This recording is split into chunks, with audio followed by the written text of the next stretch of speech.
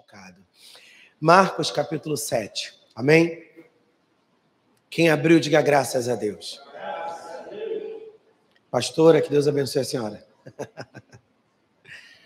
Diz assim: e achegaram-se a ele os fariseus e alguns dos escribas que tinham vindo de Jerusalém, e vendo que alguns dos seus discípulos comiam pão e com as mãos impuras, isto é, por lavar, os repreendiam. Porque os fariseus e todos os judeus, conservando a tradição dos antigos, não comem sem lavar as mãos muitas vezes. Eu vou ler mais uma vez.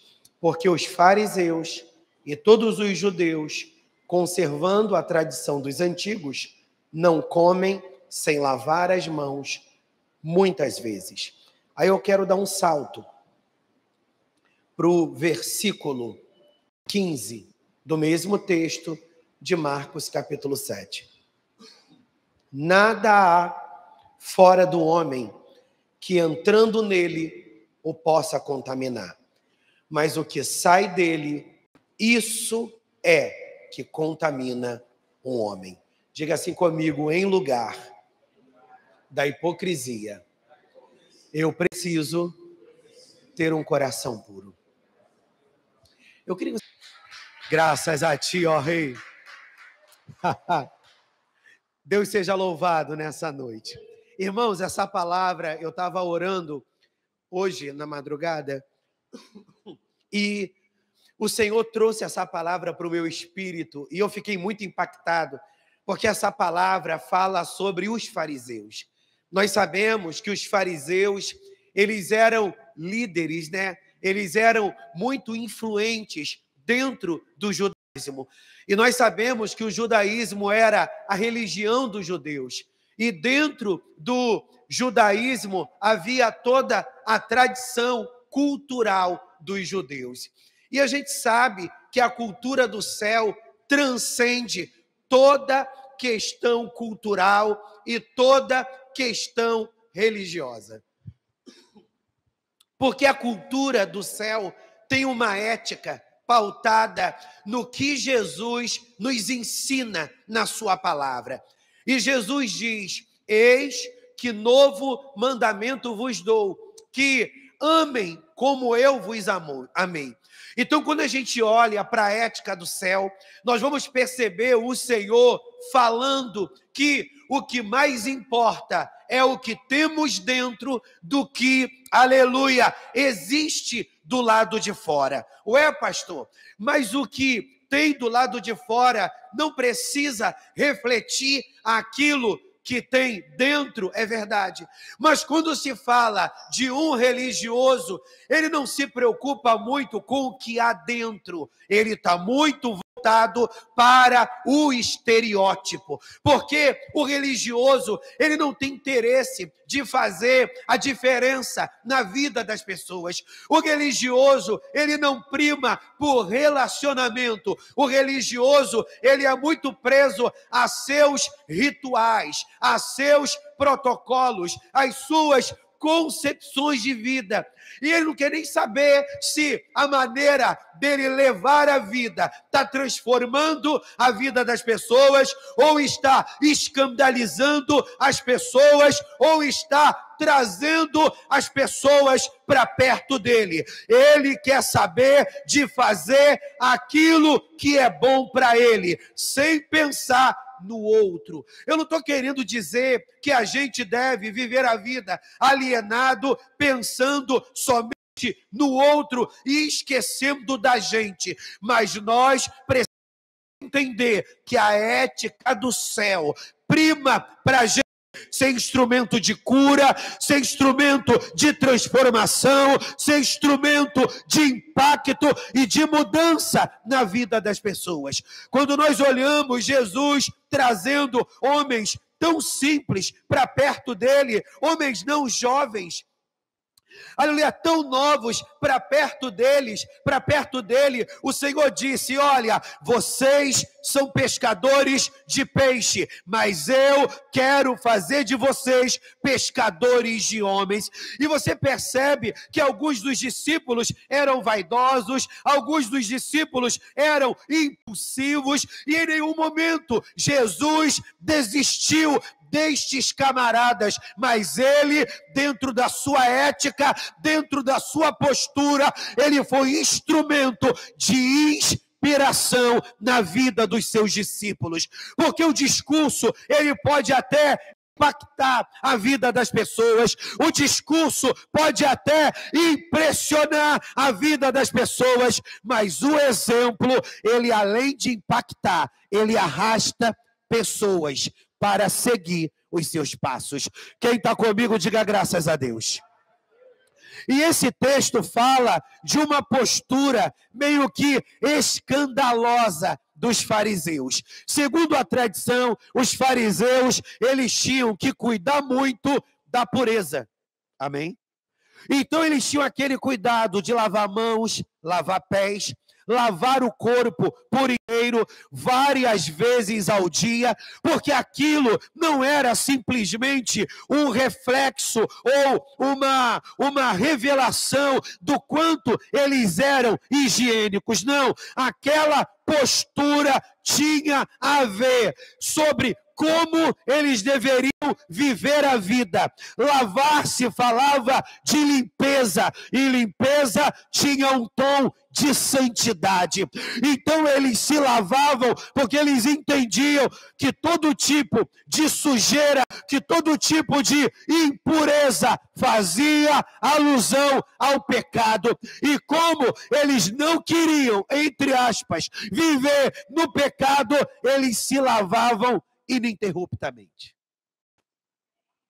E diz a Bíblia que quando os fariseus, e eles eram tão influentes que alguns livros falam que os fariseus eles eram uma seita política religiosa, porque o discurso deles era muito influente, por isso política, e porque uma seita, porque eles tinham um modus vivendi muito diferente dos demais. E diz a Bíblia que quando os fariseus, eles olham para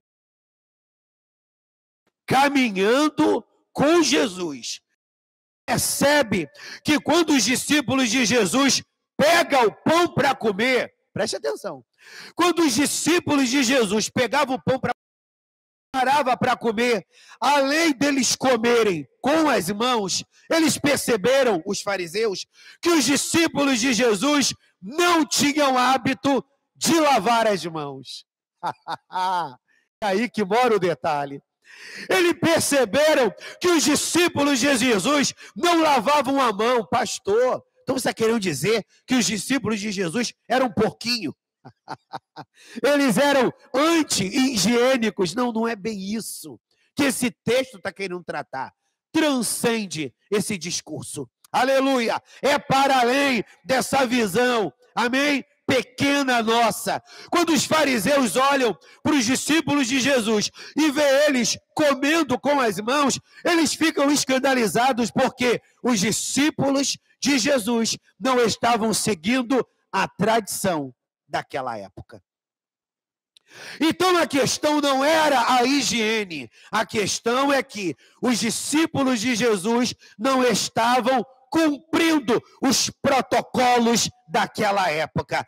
E esse é um dos maiores problemas nossos dentro da igreja. Como assim, pastor? Quando a gente se depara com alguém, aleluia, que tem uma maneira de viver a vida completamente diferente da nossa, e a gente o intitula como estranho, como esquisito, a gente estigmatiza, amém? E a gente o rebaixa. Ele não é tão santo como eu. Ele não renuncia tanto quanto eu renuncio. Não, eu sou mais íntegro do que eles. Foi isso que os fariseus quiseram dizer. Eles chegaram para Jesus e disseram: como assim? Teus discípulos não seguem a tradição de Moisés? O Senhor está errado e aqueles que te seguem estão errados também. Pastor, eu ainda não entendi e nem tão menos capturei o que o Senhor quer dizer. Vamos lembrar o tema? Em lugar da hipocrisia, um coração puro. O que é a hipocrisia? A hipocrisia, ela é um discurso que se associa a uma vida de aparência. Lembra que o vaso, ele poderia ter todos os defeitos. O certo era descartar aquele vaso. Mas a origem da palavra hipocrisia vem que o vaso cheio de defeitos era passado uma cera nele especial para camuflar todos os defeitos. E ele era vendido como um vaso que não tinha defeito algum. Então tinha aquele vaso que não tinha defeito algum e tinha aquele vaso que tinha defeitos. Mas era passado uma cera especial naquele vaso e aquele defeito ficava camuflado. Então, à primeira vista, aquele vaso que tinha defeitos parecia ser tão perfeito como aquele vaso que não tinha defeito algum. Pastor, se a gente pensar por essa nuance, todos nós vivemos uma vida de hipocrisia, não. Todos nós temos a nossa história de vida. Agora, a hipocrisia é quando você discursa sobre uma verdade e aquela verdade não tem a ver com a sua vida. Está entendendo? Diz amém. Uma vez eu ouvi uma pessoa falar, não, eu não posso pregar somente, eu não posso pregar o que eu não vivo. Aleluia, não, você tem que pregar o que você não vive. Que isso, pastor? Você está convidando as pessoas a serem hipócritas? Então, só porque eu não fui curado, eu não vou poder pregar que Jesus... Só porque a minha família não se converteu, eu não vou pregar, não vou poder pregar que Jesus pode transformar a sua família? Então nós precisamos entender que a Bíblia é o nosso parâmetro, não a nossa concepção de vida. E quando eles vão arguir Jesus, eu sempre costumo dizer que Jesus é punk, porque Jesus ele coloca o dedo na ferida. Olha o que diz o versículo 15. Nada há fora do homem que entrando nele o possa contaminar, mas o que sai dele, isso é que contamina o homem. Gente, Jesus é fantástico. Jesus, ele deu um tapa sem mão nos fariseus, porque os fariseus estavam preocupados, porque os discípulos comiam sem lavar as mãos, então tão logo eles estavam impuros. Aí Jesus disse, não, vocês ainda não entenderam a ética do reino. Vocês precisam entender que o que contamina o homem não é o que está fora. O que contamina o homem é o que está dentro. Pastor, eu ainda não entendi esse manto. Sabe o que essa palavra está querendo dizer? Que o que está fora só nos contamina se o que está fora expressa o que de verdade tem dentro da gente. O que está fora só nos contamina se de verdade o que está fora tem a ver com o que está dentro da gente. Sabe por quê, fariseus? Vocês veem impureza em todo mundo? Porque a impureza está na mente de vocês. A impureza está na vida de vocês.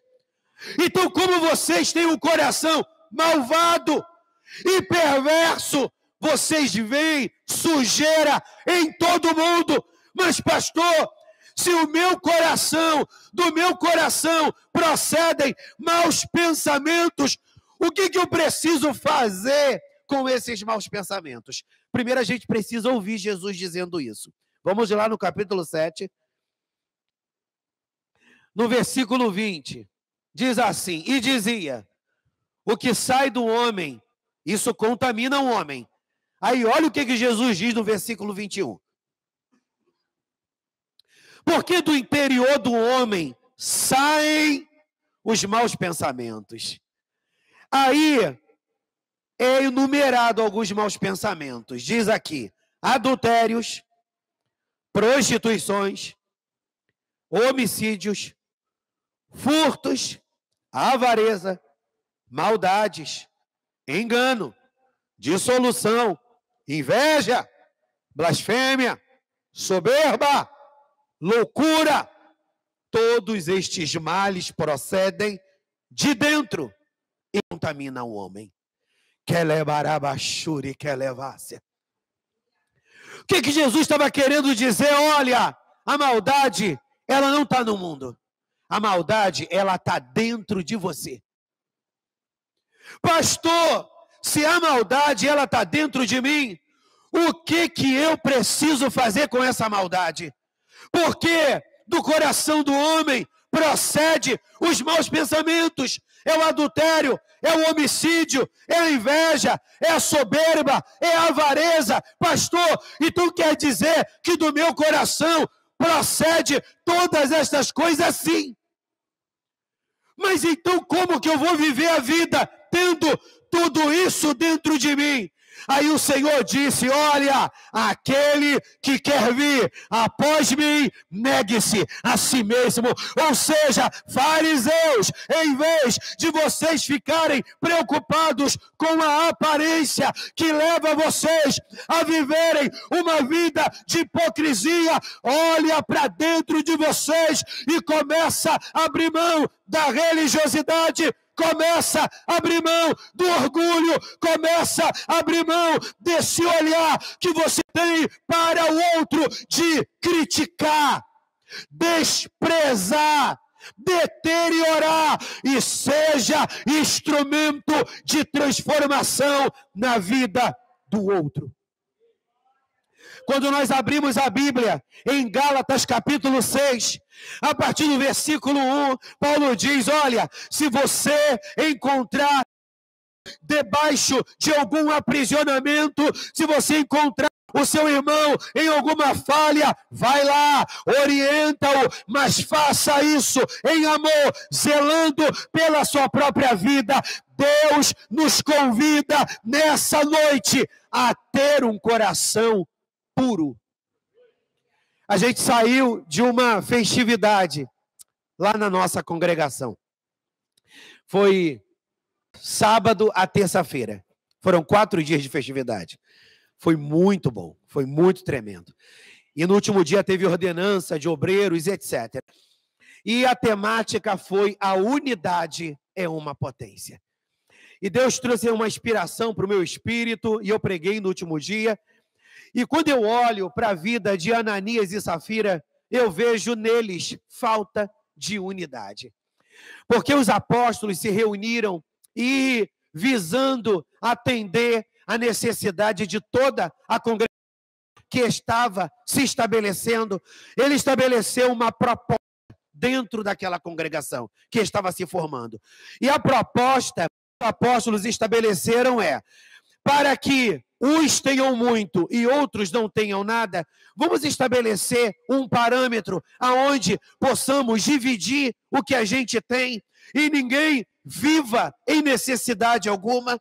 E pelo que se percebe, todos concordaram com aquele posicionamento dos apóstolos.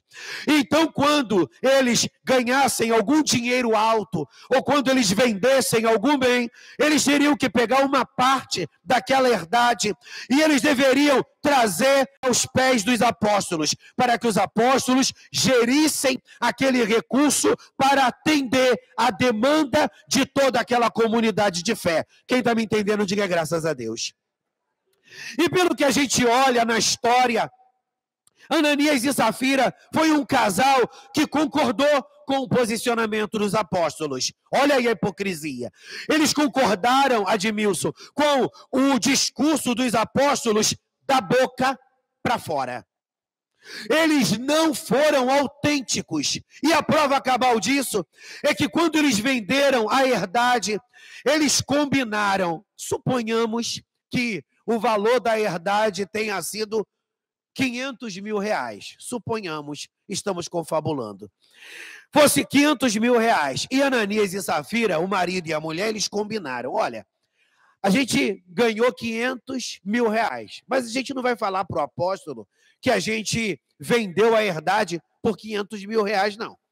Porque esse negócio da gente ficar com 250, a igreja ficar com 250, não rola. Não rola, não. Então vamos fazer assim, vamos dizer que a gente vendeu a herdade por 200 mil reais. Porque aí a gente dá 100 para a igreja e a gente fica com 400. Suponhamos, tá, gente? Não é isso que está escrito, não. Estou aqui confabulando. E diz a Bíblia que Ananias chegou para Safira e falou, eu vou lá, porque hoje é o dia da assembleia, hoje é o dia da reunião e tem que entrar na ata essa oferta que eu vou liberar de acordo com o protocolo estabelecido. E quando ele chegou diante do apóstolo, ele diz, apóstolo, eu vim trazer o valor, aleluia, concernente ao que foi combinado. Está aqui os meus 100 mil reais. Só que o apóstolo, meu irmão, ele era crente.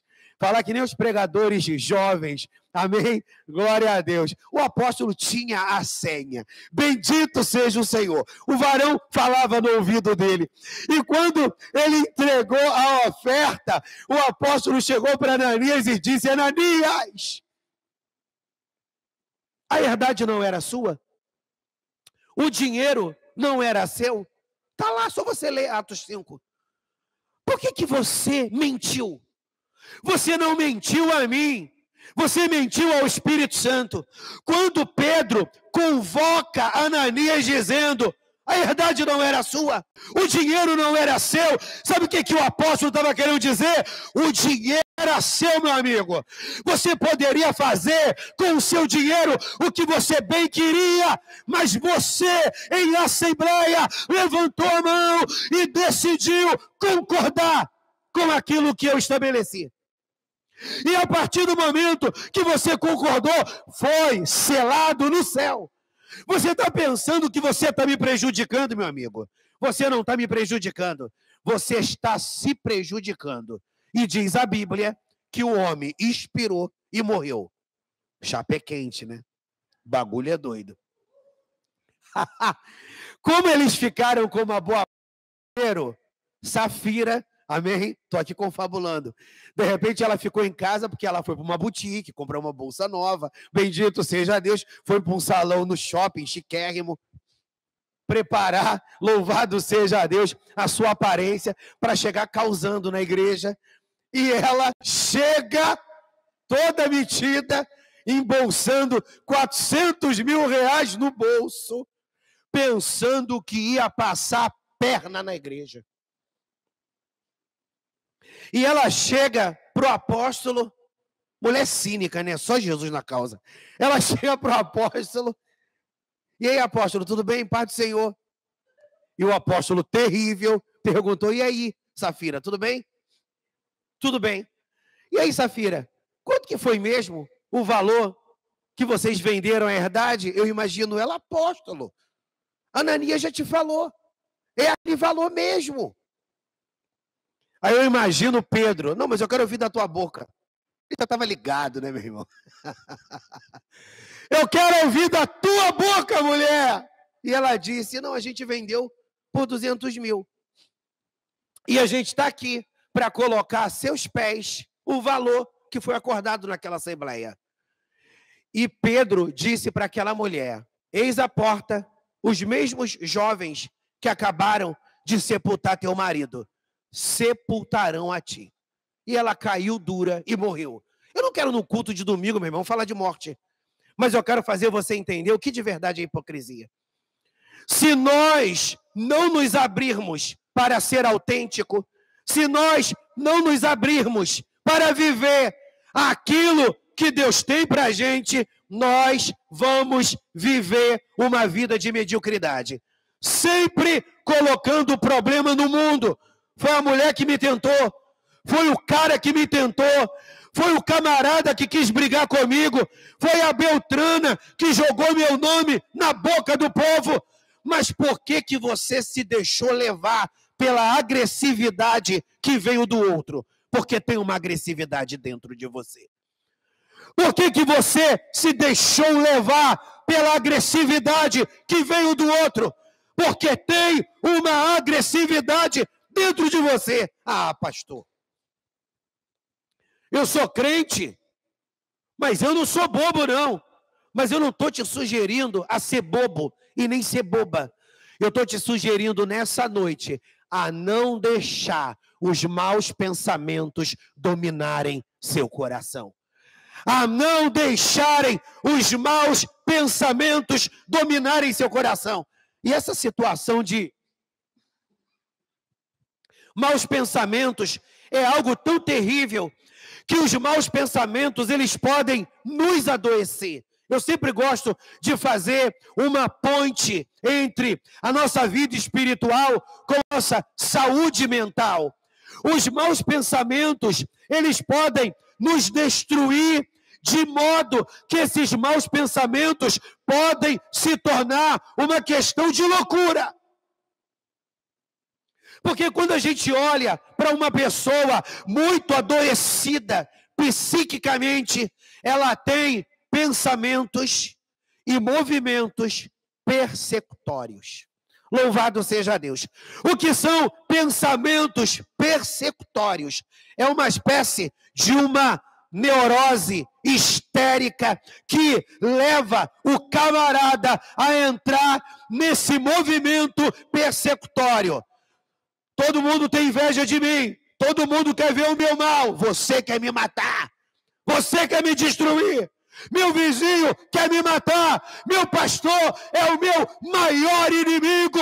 E todos esses maus pensamentos começam de coisas muito pequenininhas. Mas hoje levanta a tua mão e dá um glória a Deus aí no teu lugar, meu irmão. E começa a expulsar nessa hora todo mau pensamento de dentro de você. Porque você pode até não ter como impedir que os maus pensamentos venham, mas você tem como impedir que eles façam morada. Então não fica preocupado apenas em lavar a mão. Eu tenho que estar bonito. Eu tenho que estar bonita. Eu tenho que estar interessante. Não, meu irmão, você não pode ser um sepulcro caiado que está com uma aparência legal, mas fedendo por dentro. Comece a clamar ao Espírito Santo. Como é que você é no seu local de trabalho? Como é que você é dentro da sua congregação? E quando Deus me deu essa palavra na madrugada, eu fiquei demasiadamente impactado, porque ontem nós tivemos lá na igreja uma reunião de presbitério. E reunião de presbitério, o coro come, né? Louvado seja o nome do Senhor. Coro come, o pastor bate em todo mundo? Não, meu irmão. Aleluia. As minhas reuniões, elas são bem punk. Como assim? Eu abro o jogo. Você está com algum problema com o irmão Y? Você está com algum problema com o irmão W? Abre o teu coração agora e vamos rasgar o coração. Porque se nós somos uma família, nós precisamos viver em unidade. Não, eu tenho inveja mesmo, eu tenho raiva mesmo. Ah, pastor, eu achei que o senhor deu mais atenção para Beltrano, aleluia, em detrimento de Ciclano. Pastor, quero matar o senhor. Claro, estou exagerando, não é isso não. Louvado seja Deus. Ah, não é para tanto. Bendito seja Deus. Então a situação se abre. E isso é muito legal, porque quando nós olhamos para Davi, nós vemos que o mau pensamento tomou conta da vida de Davi. Ele alimentou esse mau pensamento, e esse mau pensamento precipitou Davi em uma queda. E diz a Bíblia que essa queda trouxe um desequilíbrio para o seu reinado, trouxe uma desarmonia para dentro da sua casa, e ele não conseguiu se dar conta que ele estava em pecado. Pastor, será que é possível alguém não se dar conta que está em pecado? Sim. Porque às vezes a gente tem muito aquele discurso, né? Ah, não, eu sei que eu sou falho, eu sei que eu sou pecador. Mas a gente sempre olha para o erro dos outros como maior que o nosso. E aí que mora a hipocrisia. E quando nós olhamos para Davi, nós vemos Davi corroborando com a morte de um camarada. Davi foi maquiavélico. E diz a Bíblia que Deus levanta o profeta, e o profeta vai até Davi. E quando o profeta, em uma parábola, elucida para Davi acerca do seu pecado, mas Davi até então não tinha dado conta que o profeta estava falando dele. O que Davi disse para Natan, quando Natan pergunta, Davi, e aí? O que a gente tem que fazer com esse cara? E Davi diz, esse cara tem que morrer. Esse cara tem que ser punido. Quem é esse cara que eu preciso trazer uma sentença para a vida dele? E diz a Bíblia que Natan disse para Davi, esse homem é você. O que Davi fez? Ele imediatamente rasgou o seu coração. A palavra está falando comigo também. Porque todos nós, se não nos policiarmos, vivemos em hipocrisia. Em alguma instância, em um grau. Então eu não estou falando com você como se eu fosse pai do bem e do mal, não, meu irmão. Couro come aqui. Eu lembro que quando eu era jovenzinho, que eu ia para a igreja, tinha uma irmã, amém, que ela é viva até hoje, Eliane conhece muito bem ela, e a gente tem um carinho muito grande por ela, hoje ela é uma senhora. E ela era uma irmã que ela trazia uma palavra muito dura no culto, né? Louvado seja Deus. E ela falava assim, olha, Jeová me usa para passar a espada. Ela é uma senhora hoje, bem senhorinha hoje. E ela dizia, não, Jeová primeiro me passa a espada, e depois eu passo a espada nos outros. Ou seja, primeira palavra me corta, primeira palavra me confronta, primeira palavra me trata, para eu ser instrumento de tratamento na vida do outro. Quem concorda comigo, diga aleluia. Isso aí, meu irmão, a gente não está numa live não, hein? Abre essa boca aí, vamos dar um glória. Diz a Bíblia para a gente fechar. Meu Deus, meu tempo acabou. Espera aí, meu irmão, em nome de Jesus. Aí, quando Natan confronta Davi, Davi, ele não age com cinismo. Naquele momento, ele se rende. E ele se arrepende do seu pecado. E ali começa um processo de restauração espiritual. E ele diz, Senhor, me dá um coração puro. Senhor, renova em mim um espírito reto. Ou seja, me dá um coração puro. Senhor, se eu fracassei, porque eu alimentei maus pensamentos e eu fui ao ato, me dá um coração puro. Senhor, me dá um espírito reto. Senhor, não retires de mim o teu Espírito Santo. A culpa tem me amargurado. Torna a dar-me a alegria da tua salvação. Mas eu não quero permanecer nesse lugar de decadência. Eu quero voltar a ter um coração puro diante da tua presença. Sabe por que ele falou aquilo, meu irmão? E aqui eu encerro. Porque Davi valorava a presença do Senhor. A presença do Senhor na vida dele era algo por demais importante. E o que é importante para você? A presença de amigos, a presença de conhecidos, a presença de outras e outras coisas, ou o que mais vale para você é a presença do Senhor? Os fariseus, eles não tinham a presença, porque para eles o que mais importava era a religião. Para os discípulos, eles estavam não tão atrelados à religião, porque eles tinham a presença. Se coloque de pé nessa noite. Aleluia. Se coloque de pé nessa noite. Feche os seus olhos e comece a orar aí. Senhor, eu tenho alguns maus pensamentos. Eu tenho um ciúme exacerbado. E esse ciúme, Senhor, está trazendo problema para a minha vida pessoal. Senhor, eu tenho tanto ódio dentro do meu coração. Eu tenho ódio da minha sogra, eu tenho ódio do meu genro. Senhor, eu tenho ódio do meu vizinho. Tu sabe que eu tenho razão para isso, porque o que eles fizeram foi demasiadamente difícil de engolir. Mas eu quero te fazer uma pergunta nessa noite. Alimentar esses maus sentimentos, essas más lembranças, está fazendo bem a você? Eu tenho certeza que nada disso está te fazendo bem. Então, abaixe as armas nessa noite e permita ser ministrado pelo Espírito Santo. A unção que quebra julgos está neste lugar. A unção que quebra julgos está neste lugar. Deus está dizendo: saiamos da hipocrisia.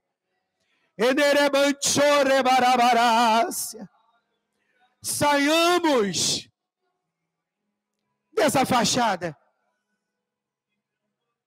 Não, está tudo bem. Não, não está nada bem. Pastor, o que mais importa para mim é estar na igreja. Legal. Mas o que adianta você estar na igreja cultivando tantos sentimentos ruins? Eu sempre costumo dizer que o nosso coração não pode ser um sepulcro. Porque o sepulcro é o lugar onde a vida se encerra. Porque sepulcro é lugar da gente colocar o corpo morto na Arábia. Mas eu sempre digo que o nosso coração é útero, aonde está para que a vida se inicie, para que os relacionamentos surjam. Quem te traiu? Quem te abandonou? Quem te feriu? Quem te magoou? Quem deixou de fazer por você aquilo que você sabia que era uma responsabilidade dele? Quando o Senhor diz: olha, o que contamina o homem não é o que está fora, então não é o que fizeram com você que está te contaminando. O que está te contaminando é o crédito que você está dando para o que fizeram com você. Naramanture barabarácia. Eu sei que muitas das vezes, meu irmão, passa pelo orgulho. Tem pessoas que a gente não quer mais mesmo. Senhor, tem pessoas que eu não quero que sentem à minha mesa, porque são pessoas desleais, são pessoas que não têm caráter. Eu não quero sentar à mesa com essas pessoas. Legal, meu irmão. Deus te dá liberdade para isso. Porque sentar com cobra é terrível. Mas o que não pode acontecer é você ficar remoendo essa situação a vida toda. O que não pode é você ficar remoendo essa situação a vida toda. A gente não pode esquecer o passado, mas a gente não pode ficar preso no passado. A gente precisa seguir em frente. Mulher, para de olhar para trás. Homem, para de olhar para trás. Igreja, para de olhar para trás. Porque se tem uma coisa que é verdade, é que o que passou não pode ser mudado. Mas daqui para frente, tudo pode ser mudado. Eu quero orar por você. Coloque a mão no seu coração. Senhor, na autoridade que há no nome de Jesus. Assim como essa palavra me abençoa, me impacta e me transforma, para eu me dar conta, Senhor, que eu preciso estar sempre olhando para dentro de mim. Eu preciso sempre fazer a oração que o salmista fez. Senhor, expurga de mim os pecados que me são ocultos, Senhor. Senhor, nem sempre entendemos muito bem o que está acontecendo dentro da gente. E às vezes, Senhor, nós projetamos o que está acontecendo dentro da gente ao que está acontecendo no mundo. E a gente começa a dizer, Pai, que a gente está violento, porque o mundo é violento. A gente está amargo, porque as pessoas estão amargas. A gente está grosso, está áspero, porque as pessoas estão ásperas. Mas a tua palavra nos ensina que o que contamina o homem não é o que está fora, é o que está dentro. Então eu quero te pedir, Espírito Santo de Deus, faz ser derramado dentro do nosso coração a água cristalina que desce do céu, e que essa água limpa-me por dentro, que essa água limpa a igreja por dentro, e tudo aquilo que estava dentro de mim, como uma raposinha me devorando por dentro, essa raposinha chamada inveja, essa raposinha chamada ódio, essa raposinha chamada vingança, essa raposinha chamada maus sentimentos. Senhor, em nome de Jesus, manda fogo nessas raposinhas, limpa-nos por inteiro e traz leveza, Senhor, porque nós não queremos andar pesado e sobrecarregado. Nós queremos desfrutar da leveza que é a tua presença. Como diz a tua palavra, Abba, teu fardo é leve e teu jugo é suave. Então nós queremos renunciar todo jugo e todo fardo pesado, que são oriundos desses maus pensamentos. E nós queremos nos abrir e tomar posse deste fardo teu e deste jugo teu, que é leve e que é suave, em nome de Jesus. Amém. Você pode celebrar a Deus com as suas palmas? Que Deus abençoe os amados. Espero tê-los abençoado. Agradeço a oportunidade.